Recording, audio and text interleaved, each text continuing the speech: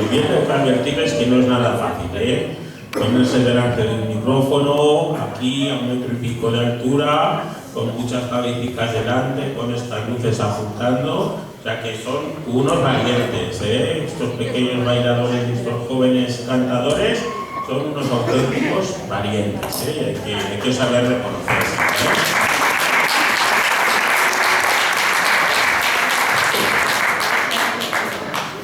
Bueno, vamos ahora.